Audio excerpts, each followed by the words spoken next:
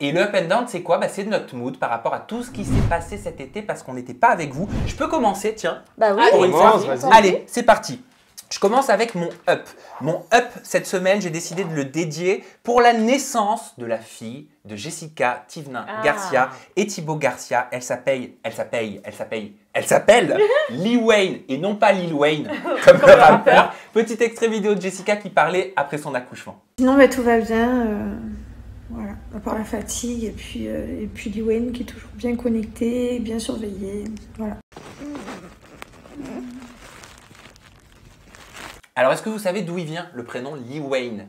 Pas du tout. Vietnamien, non? Non, pas du tout. Figurez-vous qu'elle l'a expliqué, Jessica, sur ses réseaux sociaux. C'est un prénom qu'elle a totalement inventé. Il n'existe pas. Elle a dit, il vient de ma tête tout simplement. J'aime la rareté, que ça sonne bien. Tout simplement qu'ils aient des prénoms rares et uniques comme leur histoire. Et ils n'auront pas de troisième enfant, a priori, parce que Jessica a annoncé que ça y est, elle avait un garçon, une fille, et qu'il ne voulait pas de troisième enfant, que ça y est, elle avait donné. Voilà. Mais on leur dit encore félicitations, quand même, pour la naissance de Lil Wayne. Et mon down, pour le coup, alors je ne sais pas si vous avez vu ça, ça s'est passé courant du mois d'août.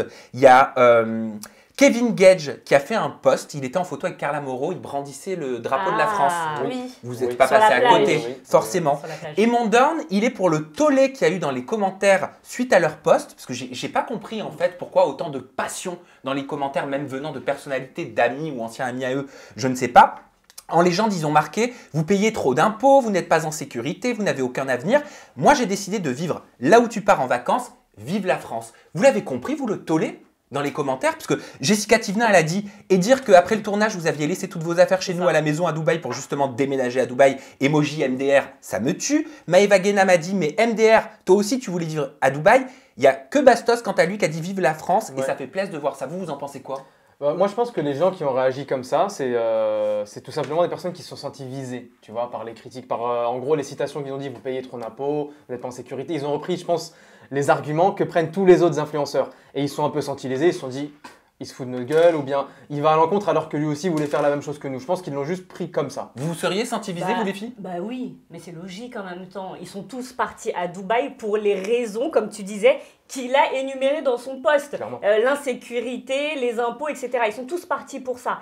Et eux-mêmes avaient prévu de s'installer à Dubaï. Donc là, c'est un peu cracher sur leurs potes, cracher dans la soupe. Donc moi, je peux comprendre. Bah moi, je le vois pas comme ça. Moi non plus. Sabrina, tu le vois comment? Oui, moi non plus. Au contraire, je pense qu'ils c'était pas pour leur faire du mal, ni pour les blesser, ni pour les viser. Je pense pas. Je pense qu'ils sont vraiment fiers en fait de payer leurs impôts en France. Il n'y a pas de honte à ça. Il n'y a pas de honte. Et puis rendre hommage à la France, il n'y a pas de mal. Enfin, mais ils avaient prévu d'aller vivre à Dubaï. Oui, peut-être qu'ils avaient prévu, mais finalement, ils sont où aujourd'hui? Ils sont en France et apparemment, ils veulent y rester. Donc moi, je trouve ça, c'est plutôt cool parce que ça donne un autre message des influenceurs, surtout des Marseillais. Ils sont pas tous à Dubaï, il y en a qui sont encore en France, qui payent leurs impôts en France. Donc je trouve ça cool de le souligner. Après, moi, il y a une petite dimension que je veux souligner, c'est pas les influenceurs les plus cotés qui sont le plus populaires ou le plus appréciés en ce moment.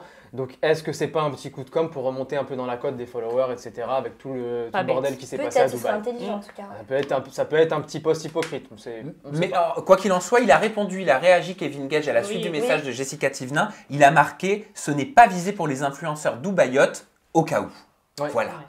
À toi, Sabrina, ton up et ton down. Mon up, alors mon up, je ne sais pas si vous vous souvenez, vous avez dû voir passer ça. Nabila a mangé une amende de 20 000 € pour pratique commerciale trompeuse. Sur Snapchat, il y a quelques années, elle avait fait justement une publicité pour le Bitcoin, il me semble, en tout cas pour de la crypto-monnaie, sans justement dire que c'était un placement de produit. Donc elle a reçu cette amende de 20 000 €. Et pourquoi c'est mon up? Parce que elle a assumé avoir payé cette amende et même au contraire, elle a fait même un peu de zèle, Nabila. J'ai accepté de mon plein gré de payer une amende de 20 000 €, tout simplement parce que il y a 4 ans maintenant, 4 ou 5 ans, j'avais fait un post sur le Bitcoin, je ne sais pas si vous vous rappelez. Je trouve ça vraiment bien que le gouvernement passe les bouchées doubles et mette en place des structures, des règles, des lois pour ce nouveau métier qui est l'influence, parce que aujourd'hui, être influenceur, c'est un vrai métier, comme youtubeur, comme tiktoker, voilà, n'en déplaise à certains. Je suis pas d'accord. Je suis pas d'accord.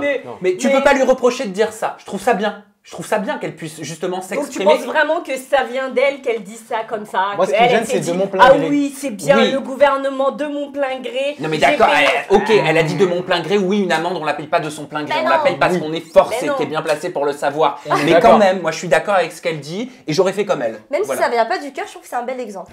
Oui, c'est vrai, je suis totalement d'accord. Voilà, merci Sabrina. Ça, c'est bon. Ah mais attendez, c'est pas fini. Ça c'était mon up. Ah oui, dis-moi. Non, vas-y. Et le down? Et le down? Mais bien sûr. Et le down, écoutez, le down concerne Sarah Frézou et sa rupture avec Oussama. Alors, je récapépète. Vous vous souvenez? Je récapépète. Vous vous souvenez que Sarah Frézou est sortie avec Ahmed? Bien sûr. Grosse rupture. Mariée. Ça a fait, mariée quand même, divorce. Hein, T'es Max. dire, voilà. T'es Max aussi, ça va avec.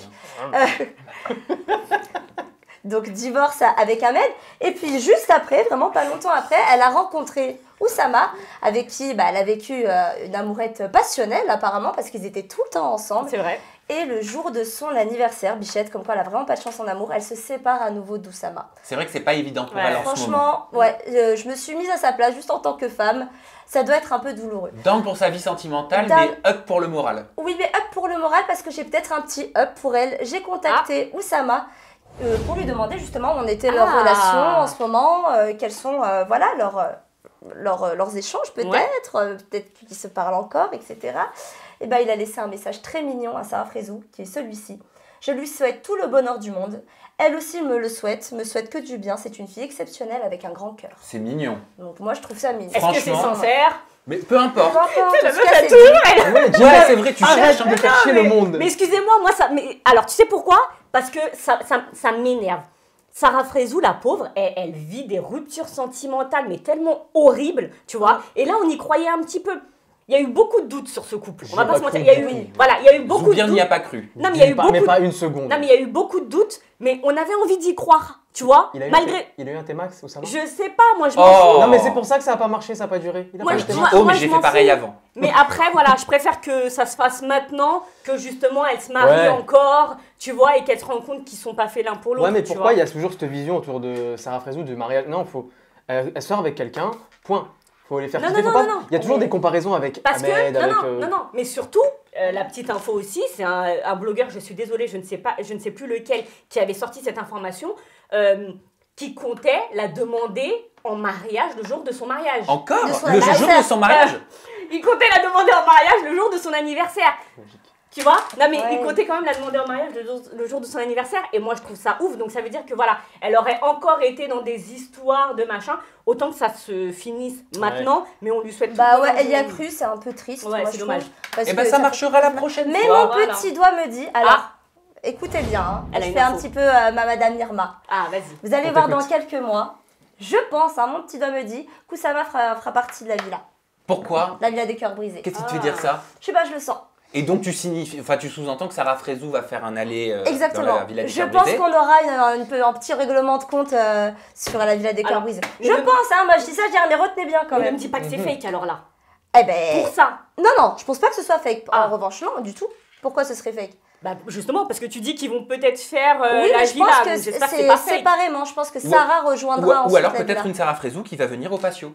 Voilà. Pour retrouver Oussama. On ne sait pas. Voilà, c'est ton petit doigt qui te l'a dit, Exactement. Sabrina. Jinda, vu que tu avais la parole, je te propose de nous présenter ton up et ton down. Oui, alors mon up, il concerne le couple Tatiana et Xavier. Vous vous souvenez? Bien ce sûr. fameux couple qu'on a connu dans l'émission Secret Story. Première saison. La première saison de Secret Story. Et ils avaient annoncé il y a 1 an, en fait, qu'ils divorçaient. Après 14 ans de mariage et 17 ans de vie commune quand même, ils ont annoncé sur les réseaux sociaux qu'ils s'étaient séparés. Et grande surprise, pile poil 1 an après, ils annoncent quoi? Qu'ils se sont remis ensemble. Et pas que. Grande surprise. Tatiana est enceinte. Et alors ça, si vous nous regardez, si vous nous regardez Tatiana, Xavier, toutes nos félicitations. Bravo. Je sais à quel point c'était important pour toi, pour vous, et que c'est question. une épreuve. Oui, moi aussi. Et vraiment, toutes nos félicitations, on est très heureux pour vous. T'as une vidéo en plus. Parce que justement, elle a fait une interview avec. Je m'en souviens très bien. Une interview avec toi qui est bouleversante, où elle explique justement pourquoi elle n'avait pas d'enfant, ce qui lui est arrivé, etc. Donc je vous propose de regarder. Je me suis jamais sentie prête, quoi. Pourtant, t'as cru.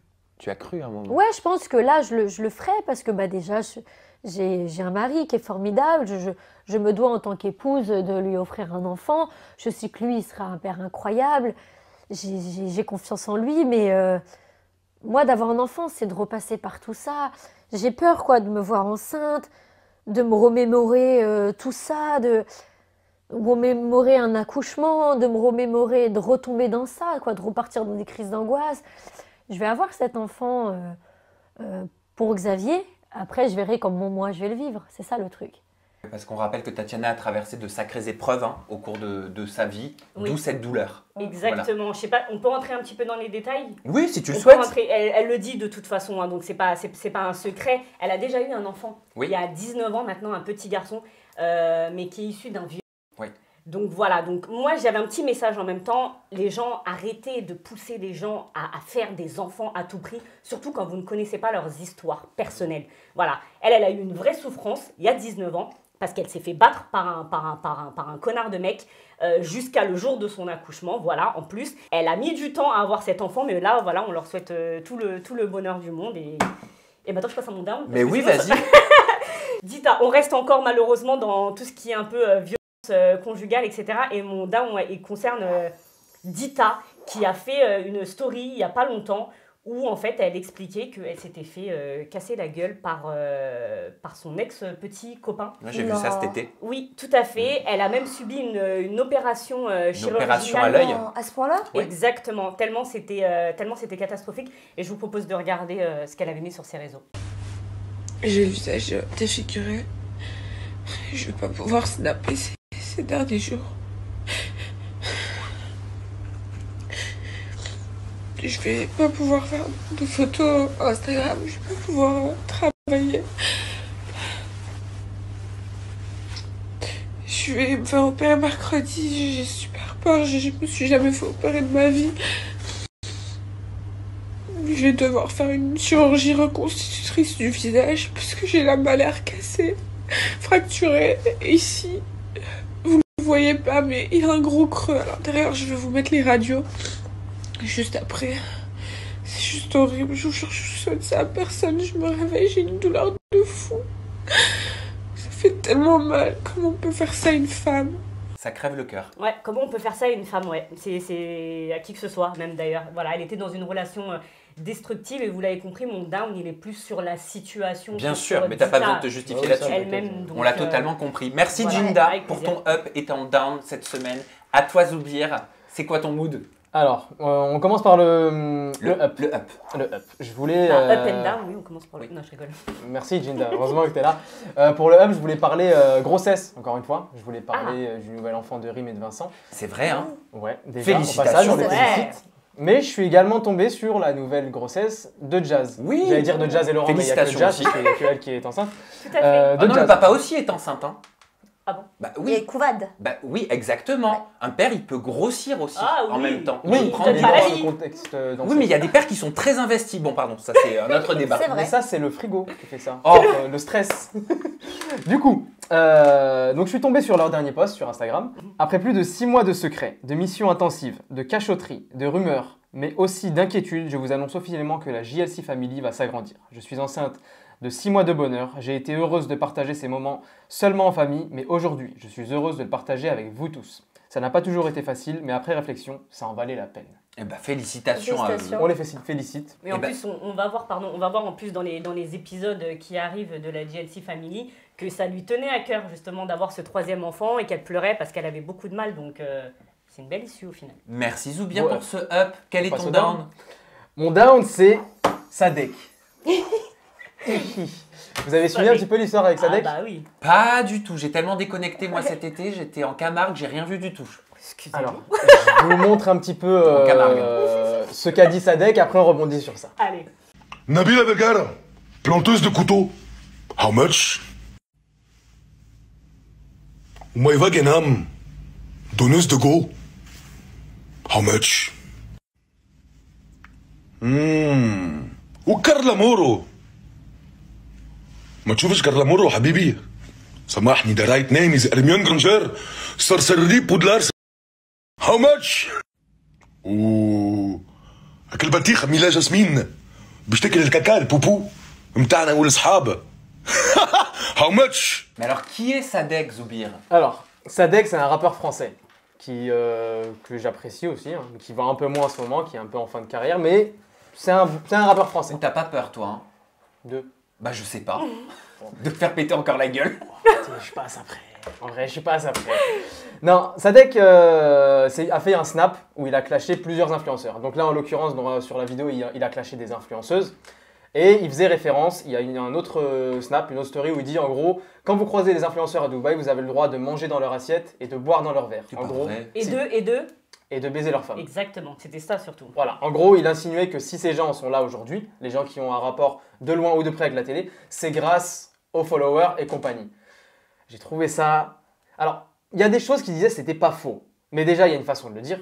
Non mais c'est pas ça, c'est que ce sont des accusations graves qui sont répréhensibles. Mais après, voilà, il faisait référence au passé soi-disant, d'après ce qu'il dit, d'escorte ou de serveurs de certains influenceurs. Qui disaient voilà, qu'il manquait de respect, que c'était pas bon de manquer de respect au petit personnel, entre gros guillemets. Hein.